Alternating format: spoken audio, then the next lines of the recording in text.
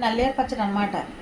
పురటాలు తింటే నడుంబలం అది ఉంటుంది, మంచిది తినడం కూడా. కొద్ది చేదుగా ఉంటుంది, చేదుగా ఉన్నా సరే తినాలి, మింగాల, మింగితేనే మంచిది. తినాలి, తిను తిను తిను. నల్లేరు పచ్చడి అంటే ఎంతమందికి తెలుసు అనేది కామెంట్ చేయండి.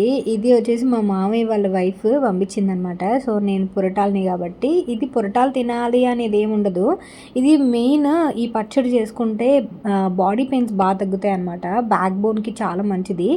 నేనైతే ఫేస్ ఇలా పెట్టాను కానీ నాకు తినగా చాలా బాగా నచ్చింది. సేమ్ బీరకాయ పచ్చడి లాగా అనిపించింది అనమాట ఫస్ట్ ముద్ద పెట్టగానే. తింటేనే మంచిది.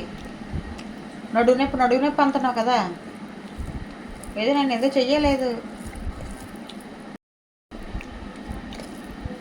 ఇంకో స్పూన్ వేసుకొని ములంగా కలుపుకొని తిని రోజు అన్నానికి 2 ముద్దలు తిను. రోజునా? నడువునే తగ్గుతుందమ్మా. నీకు ఇంటికి వెళ్ళాక అన్నది చేసుకోవడానికి బాగుంటుంది. ఇదేంటంటే నువ్వుల నూనెలో వేయించుకోవాలన్నమాట. ఫస్ట్ పచ్చడి చేసేసిన తర్వాత నువ్వుల నూనెలో తాలింపు పెట్టి ఇచ్చింది మామయ్య వాళ్ళ వైఫ్. సో నాకైతే బాగా నచ్చింది పచ్చడి. ఇది మనకి మెయిన్ చాలా తొందరగా హీల్ చేస్తుంది అనమాట బాడీని. సో ఎవరికైనా తెలిస్తే కామెంట్ చేయండి. నాకైతే తినగా బాగా నచ్చింది అన్నాను కదా. మనం ఫ్రిడ్జ్లో పెట్టుకొని రోజుకి ఒక 2 ముద్దలు, ఫస్ట్ 2 ముద్దలు ఈ పచ్చడితో తింటే చాలా మంచిది అనమాట. సో మీకు కనుక తెలియకపోతే మీ మమ్మీ వాళ్ళని కానీ లేకపోతే మీ అమ్మమ్మలు నాన్నమ్మలు ఉంటారు కదా, వాళ్ళని కనుక్కోండి ఎలా చేస్తారు ఏంటనేది. నాకైతే రెసిపీ తెలీదు. నేను ఇన్ కేస్ తర్వాత ఎప్పుడైనా మమ్మీ చేస్తే నేను మీకు రెసిపీ షేర్ చేస్తాను.